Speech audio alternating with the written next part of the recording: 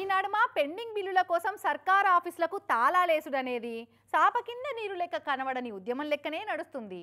మొన్న 10-15 రోజుల కిందట సర్కార్ బళ్లకు తాళాలేసిన కాంట్రాక్టర్ల వార్తలు స్మార్ట్ వార్తలు చూపించినాం కదా.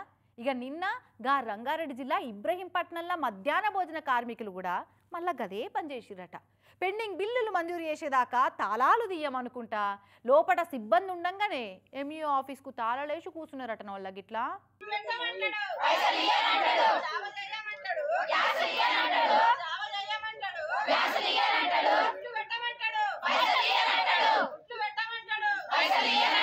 పైసలు ఇయ్యనంటాడు, జావ చేయమంటాడు. గ్యాసు ఇయ్యనంటాడు, గుడ్లు పెట్టమంటాడు. పైసలు ఇయ్యమంటారు, జావ చేయమంటారు, గ్యాసు ఇయ్యనంటారు అనుకుంటా పెండింగ్ బిల్లుల కోసం గట్టిగానే ధర్నా చేసిరు నిన్న ఇబ్రహీంపట్నం మధ్యాహ్న భోజన కార్మికులంతా.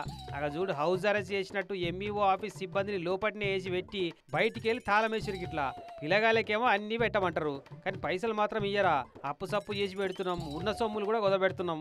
ఆ కట్టెల పొయ్యిల మీద పొగతోటి కళ్ళు మండంగా వండి పెడుతున్నా మా మీద కనికరం లేదా అన్నట్టు నిష్ఠూరం ఆడుతున్నారు. మా నాయన పెళ్లిలో పెట్టిన కమలను ఎన్నడూ నా షోల మీదకి 9 నెలల గుడ్ల పైసలు రావాలి, బిల్లులు రావాలి. ఆవు మంజులక్క, నువ్వు కూడా బంగారం కుదబెట్టినవట కదా, నిజమేనా?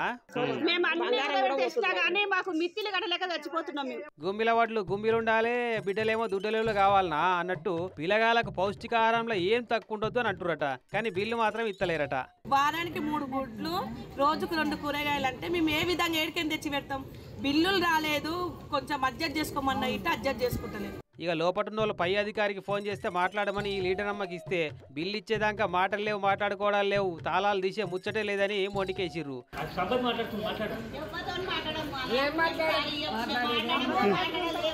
ఈ ఆఖరికి పోలీసు వాళ్ళు వచ్చి మేము మాట్లాడతామమ్మా లేవురి తాళం తీయరి అని నచ్చ చెప్తే అప్పులు లేచిర్రు అంతా. మరి ఇక బిల్లులు ఎప్పుడు మంజూరు చేస్తారో వీళ్ళయి గానీ బకాయి వడ్డోళ్ళ ఇండ్లకు అప్పిచ్చిన వాళ్ళు తాళాలు వేసినట్టే నడుస్తుంది కదా ముచ్చట అంతటా.